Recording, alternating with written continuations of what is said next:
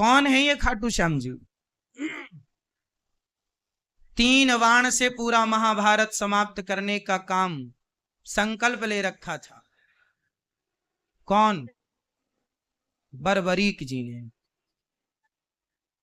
3 बाण से सारा युद्ध समाप्त। भगवान ने कहा अच्छा, यदि इस पीपल के पत्ते पर तुमने 1 बाण से छेद कर दिया तो मैं मान लूंगा कि तुम 3 बाण से पूरा महाभारत जीत लोगे या समाप्त कर दोगे। ठीक है।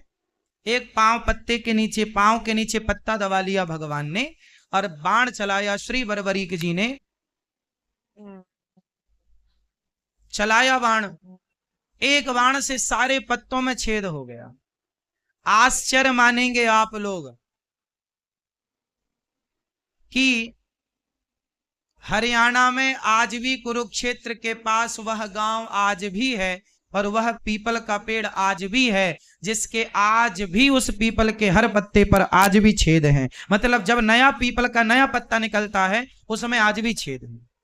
आज भी आप जाकर देख सकते हैं। आज भी ये बात कितनी पुरानी है? 5000 साल पुरानी लगभग। भगवान ने तुरंत सिर काट दिया बर्बरीक जी का। हल कर लूं। अच्छा बताइए, भगवान ने बर्बरीक जी का सिर काट दिया तो क्या भगवान ने बर्बरीक जी के साथ सही किया कि गलत किया? आपके हिसाब से भगवान ने सही किया कि गलत किया? भाई किसी का आपने सिर इसलिए काट लिया कि आप बहुत बड़े बलवान हैं, आप 3 बाण से पूरा युद्ध जीत लेंगे, तो आपका सिर काट दिया गया। तो भगवान ने सिर काट के सही किया भगवान श्री कृष्ण ने या गलत किया? जोर से। सही किया। क्या सही था इसमें? सही किया। चलो मैं मान गया, मैं भी अभी कहूंगा कि सही किया, पर इस सही को सिद्ध करना पड़ेगा। कैसे सही है? इस सही को सिद्ध करना पड़ेगा। कैसे सिद्ध करेंगे आप? चलो हम बता दें आपको। ऐसे सिद्ध होगा कि भगवान ने कहा था कि तुम किसके पक्ष से युद्ध करोगे? बर्बरीक जी ने कहा जो हारेगा मैं उसके पक्ष से युद्ध करूंगा। तो भगवान को पता था कि कौरव हारेंगे और कौरव हारेंगे तो यह कौरवों के पक्ष से युद्ध करेगा और कौरवों के पक्ष में यदि इतना बड़ा योद्धा खड़ा हो जाएगा तो कौरवों की शक्ति बढ़ जाएगी। और ये कौरव वही लोग हैं जो भरी सभा में एक नारी का अपमान करते हैं कपड़े उतार कर। तो ऐसे दुष्टों की सेना में ये जाकर उनका बल बढ़ाएं, इसलिए भगवान ने ना चाह करके भी सिर काट दिया। और सिर काटा। भगवान ने कहा बर्बरीक बताओ मैं तुम्हारी क्या अभिलाषा पूरी करूं? अच्छा, सिर कटने के बाद कोई जिंदा रहेगा क्या? बोलो। पर भगवान ने बर्बरीक जी को जिंदा रखा ना, क्योंकि भगवान के हाथ में मृत्यु है साहब। भगवान मरे को जिंदा कर सकते हैं। बताइए भगवान श्री कृष्ण ने किस मरे आदमी को जिंदा किया था? बताओ आप। वो कौन है जिसको भगवान ने जिंदा? बताओ। हाँ मैया बताओ मेरी माँ। भगवान श्री कृष्ण ने वो कौन है जिसे मरे हुए को जीवित किया था?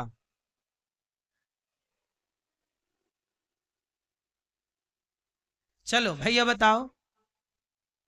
नहीं, अभिमन्यु को नहीं जिंदा किया था, उनके पुत्र परीक्षित को। हाँ ये ठीक है आपकी बात, गर्भ में रक्षा की थी भगवान ने। पर एक और ज्वलंत बात, गुरु जी का पुत्र सांदीपनी उज्जैन में रहते थे। गुरु जी सांदीपनी जी उज्जैन में रहते थे, जहां भगवान श्री कृष्ण पढ़ने गए और 64 दिन में 64 कलाएं सीखी। जहां पर सुदामा जी से भगवान की मित्रता हुई, वहां पर जब पढ़कर भगवान आने लगे तो भगवान ने गुरु जी से कहा गुरु जी मैं आपको दक्षिणा में क्या दूं? तो गुरु जी ने कहा कि अपनी माँ से पूछ लो। तो गुरु माता से पूछने गए, गुरु माता जी आप बताओ क्या चाहिए? गुरु जी तो कुछ कह नहीं रहे हैं। तो गुरु माता ने कहा कन्हैया तुम हमें छोड़कर ना जाओ, यही हमारी गुरु दक्षिणा है। भगवान ने कहा मां मुझे तो जाना पड़ेगा, कुछ और मांग लो। तो फिर एक काम करो, मेरा बेटा था वो मर गया था, कई साल पहले मर गया था, उसकी बॉडी भी खत्म हो चुकी थी, हड्डियों का भी पता नहीं था। हमें जिंदा करके दो। अब भगवान हो, अब भगवान तो भगवान है, ठीक है चले यमराज के पास, चलो हमारे गुरुजी के बेटा को लाओ। महाराज बेटा की आत्मा तो है, सूक्ष्म शरीर तो है, शरीर का आता पता नहीं है। भगवान बोले शरीर हम बनाएंगे, लाओ। शरीर आत्मा ली, सूक्ष्म शरीर लिया, और भगवान है वो साहब, भगवान है जो एक उंगली से पहाड़ उठाने की ताकत। उन्हें सामान्य पुरुष ना कहा करो, सामान्य इंसान सामान्य पुरुष मानना भी अपराध है। गुरु जी के मरे हुए पुत्र को शरीर बनाया भगवान ने अपने बल से, और आत्मा डाल दी, जिंदा करके दिया था गुरु जी का बेटा। ऐसे भगवान है। जो भगवान गुरु पुत्र को जीवित कर सकते हैं, वो बर्बरीक जी के कटे हुए सिर को बचाए रखें, इसमें कोई आश्चर्य नहीं। अब भगवान ने कहा बताओ तुम्हारी क्या इच्छा है।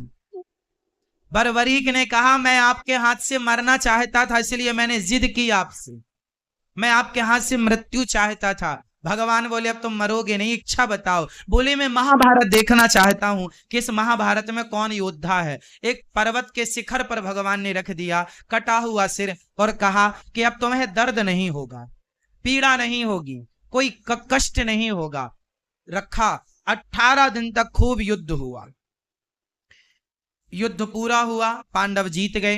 कुछ दिन के बाद भगवान बर्बरीक जी से मिलने गए पांडवों को लेकर। भगवान ने बर्बरीक जी से कहा भैया बताओ कि महाभारत में तुमने सबसे बड़ा योद्धा किसे माना है, किसे आप बड़ा योद्धा मानते हैं। अर्जुन को लगा अपने ही नाम आएगा, गांडीवधारी। भीम भैया बोले हमारा गदा काम कर गया है। पर बर्बरीक जी ने मुस्कुराते हुए कहा प्रभु इस महाभारत में मुझे आपके सुदर्शन चक्र के अतिरिक्त कुछ दिखाई ही नहीं पड़ा। पांडवों का अर्जुन जो जो बाण छोड़ता था अपने गांडीव से, वो 10 कदम पे जाके गिर जाते थे। वो तो आपका सुदर्शन चक्र उन्हें गति प्रदान करता था, उन्हें बल प्रदान करता था।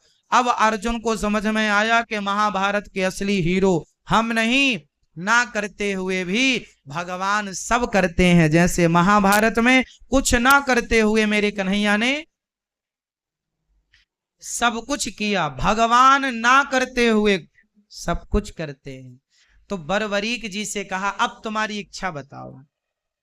प्रभु बस आपका दर्शन हो गया, कोई कामना नहीं। भगवान बोले सुनो तुम निर्दोष हो, तुमने कोई अपराध तो किया नहीं, मैं तुम्हें मृत्यु दंड किसका दूं। इसलिए जाओ अब से तुम खाटू में रहना, और मेरे अब तुम बर्बरीक के नाम से नहीं, मेरा अपना मेरे बहुत सारे नाम है, गोविंद है, गोपाल है, मनमोहन है, मदन मुरारी है, गिरिवरधारी है, दामोदर है। इनमें एक नाम है मेरा श्याम सुंदर। तो जो श्याम नाम है वह श्याम नाम मैं तुम्हें प्रदान करता हूं।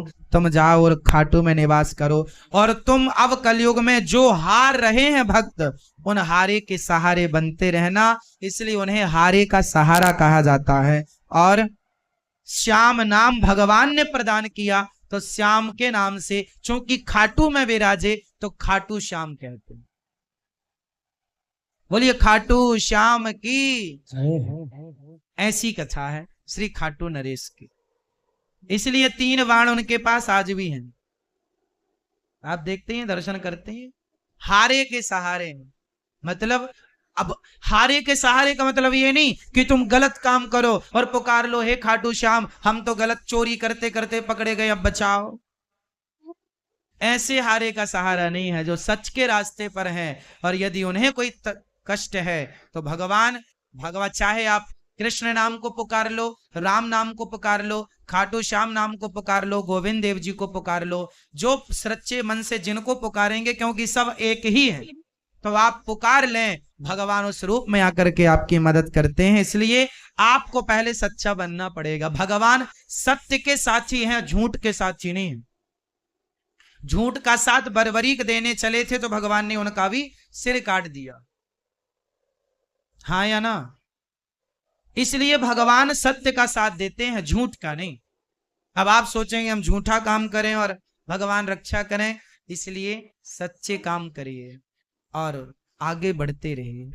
तो ये भगवान आनंद के सागर हैं। भगवान का चिंतन करो, भगवान परम आनंद को प्रदान करने वाले हैं। संसार में जो सुख है वह क्षणिक है, इसलिए संसार का काम करना चाहिए, पर काम करते हुए बस ये याद रखे रहो कि हे नाथ, मैं आपको कभी